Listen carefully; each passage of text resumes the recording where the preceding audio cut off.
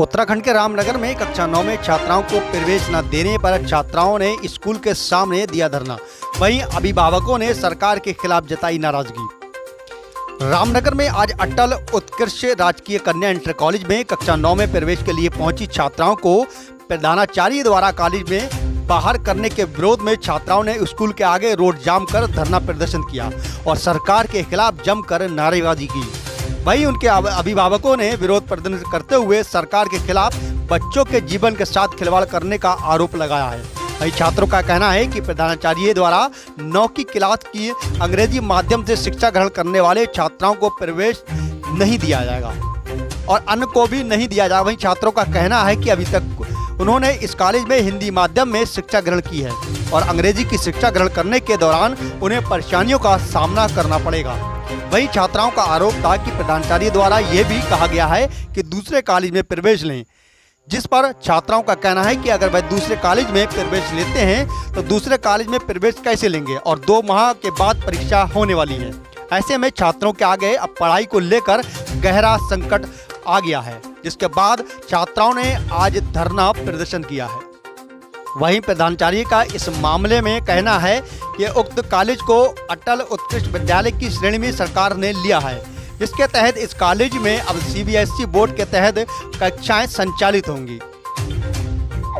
ये जब school CBSE का गया तो किसी को नहीं बताया। हमको सीबीएसई में ज़बरदस्ती लेके जा रहे हैं कि बेटा तुम पढ़ाई मत छोड़ो, सीबीएसई की पढ़ाई करो, और हमें सीबीएसई की पढ़ाई नहीं करनी है। ना हमारा बस की है, ना हम फीस दे सकते, ना मेरे घर वाले फीस दे सकते, कोई फीस नहीं दे सकता। गरीब छात्र आए हैं सब और हमें यूके बोर्ड से पढ़ना है।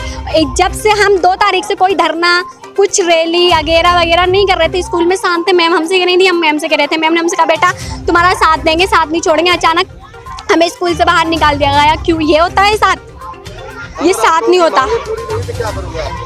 हम धरना देंगे जब तक हमसे होगा। और इस बार हमारा 9th है और जो विधायक ये वगैरह होते हैं सब लोग वोट मांगने तो आ जाते हैं, मीठी मीठी बात अगर घर से आवाज़ लगाते हैं और हम निकलते हैं कि हाँ जी अंकल क्या हुआ, कि बेटा हम इलेक्शन में खड़े हैं, हम इस पे खड़े हैं, अपने पेरेंट्स से कहो हमें वोट दें, इसे वोट दें। वो मुख्यमंत्री चेंज हो चुका है, मुख्यमंत्री का भी कुछ नहीं है, शिक्षा मंत्री का भी कोई यहाँ पे नहीं आया। हमारे मेंबर आए बांट के, उसके अलावा यहाँ कोई नहीं आया। क्यों नहीं आया? शिक्षा अधिकारी आपके पास आई थी, उनका क्या कहना है इसके बारे में? तो उन्होंने ये कहा बेटा सुनो, वो भी मेरी पूरी बात नहीं सुनी थी, उनको भी रोक के मैंने अपनी पूरी बात सुनाई शुरू से लास्ट तक।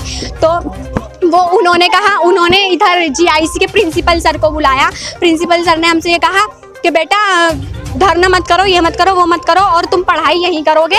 मैंने कहा हम यूके बोर्ड की पढ़ाई करेंगे, हमें होम साइंस चाहिए, संस्कृत भी चाहिए, हमें उसकी पढ़ाई चाहिए यूके बोर्ड की। 50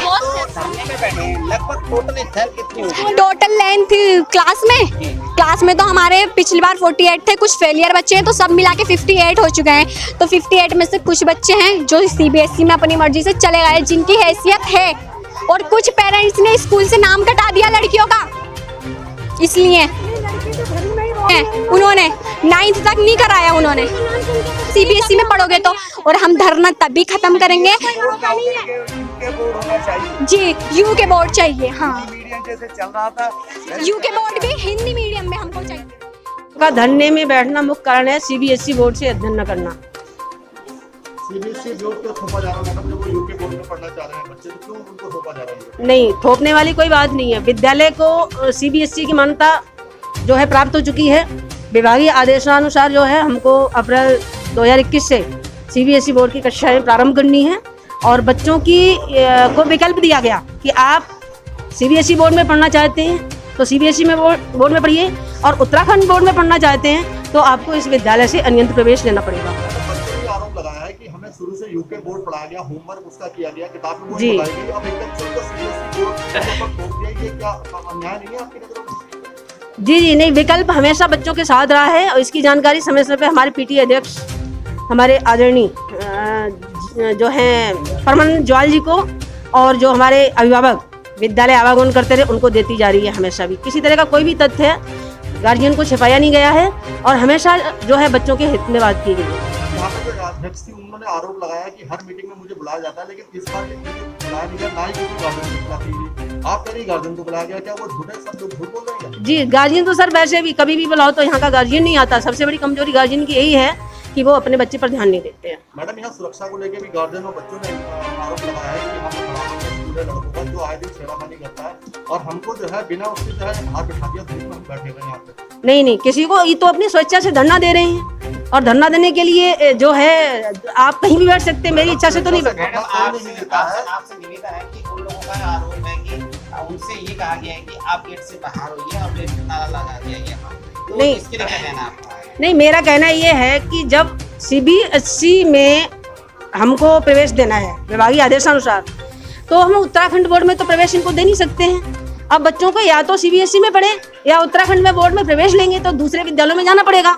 अब बहुत समय बीत गया, बच्चों का पठन पाठन जो है किसी तरह से कभी बाधित नहीं हुआ है, अनवरत रूप से चल रहा है। अब जो है बच्चों से कहा गया, कई दिन जो ऊहापोह की स्थिति बनी हुई थी, बच्चे कभी CBSE में कभी उत्तराखंड में, तो उनसे कहा कि अपने गार्जियन को लाके, बच्चों अभी समय है, सितंबर आने वाला है, रजिस्ट्रेशन होना है उत्तराखंड बोर्ड का भी और CBSE, तो आप अपने गार्जियन को लेकर आओ और राजकीय इंटर कॉलेज में प्रवेश लो। और मेरी तरफ से जो बच्चों की समस्या थी कि ये CBSE में मैथ्स नहीं पढ़ना चाहते, वो मैंने 24 जुलाई को लिखित रूप से, उसका साक्षी भी मैं आपको उपलब्ध करा दूंगी। 24 जुलाई को मैंने लिखित जो है CO सर को मैंने लेटर भेजा और CO सर से मैंने वार्ता भी की, तो उन्होंने कहा कि आपके जो लेटर को मैंने शासन पर भेज दिया। मैडम, अब जो ये बच्चे बाहर बैठे हैं, क्या आप क्या दोबारा बैठेंगे या अंदर बैठेंगे? स्कूल में क्या व्यवस्था की जाती है? ये मांगे पूरी नहीं होती? मेरी तरफ से जो मेरा अपना विचार है कि बच्चों का जो शिक्षण कार्य है वो बाधित नहीं होना चाहिए और बच्चे विद्यालय में आते हैं डेली, उनका स्वागत है और उनका शिक्षण कार्य सुचारू रूप से चलता रहे। हमारे बच्चों को जवान बच्चे हैं हमारे पड़ोस के सब। मैं स्कूल की अध्यक्ष हूँ यहाँ की। इन्होंने मुझे कभी तलब नहीं करा। लॉकडाउन से पहले से इन्होंने मुझे, उससे पहले मैं हर मीटिंग में आती थी, इन्होंने मुझे अब किसी दिन नहीं बुलाया। इन्होंने कहा कि मैं बच्चों को, जवान बच्चे हैं, बेटी बड़ी बड़ी हैं पड़ोस की हमारी, सबको बाहर रोड पे खड़ा कर दिया। यहाँ का माहौल इतना गंदा है और इतना गलत है कि मतलब बच्चे इनके सामने लड़के उन्हें छेड़ते छानी करते हैं। इन्होंने गेट बंद कर दिया, यहाँ से बच्चों को बाहर कर दिया और कोई बात अगर इन्हें हम सुना रहे हैं तो ये सुनने को तैयार नहीं है, भाग रही हैं। मैं स्कूल की अध्यक्ष हूँ, इन्होंने मुझे कभी नहीं बुलाया। GGIC इंटर कॉलेज, कन्या इंटर कॉलेज स्कूल का नाम है। अब जो है स्कूल का नाम भी चेंज करना चाहते हैं, बच्चों को भी निकालना चाहते हैं, प्राइवेट करना चाहते हैं। बच्चों ने आधा स्कूल में काम कर लिया और धरने में नहीं बैठने दे रही, बाहर से भगा दे रही हैं, गेट बंद कर ले रही हैं, अंदर नहीं आने दे रही। और आपकी मांगे पूरी नहीं होगी, आप क्या करोगे? तो हम सब कुछ करने को तैयार हैं। हम अपनी पूरी टीम लेकर आकर, सारे मोहल्ले के बच्चे, हमारे पास पड़ोसी सभी आएंगे यहाँ पे और सबको लेकर आएंगे हम और हमारी मांगे पूरी करें। हमारे बच्चे जैसे पढ़ रहे थे हमें वैसे ही चाहिए। और अगर बच्चों को कोई परेशानी होती है, बच्चे को अगर कुछ होता है, बच्चे की कोई हादसा होता है, तो उसका स्कूल जिम्मेदार है, माँ बाप जिम्मेदार नहीं है। अगर हम यहाँ पे अब शिकायत लिया है तो आगे आने वाले भविष्य में ये परेशान करेंगे मैडम। ये कहेंगे कि हमें मतलब तुमने अपने माँ बाप को, अपने पास पड़ोसियों को क्यों लेकर आए। तो इसलिए हमारे बच्चों को अगर कुछ भी होता है तो इसका स्कूल जिम्मेदार है, हम कुछ नहीं जानते।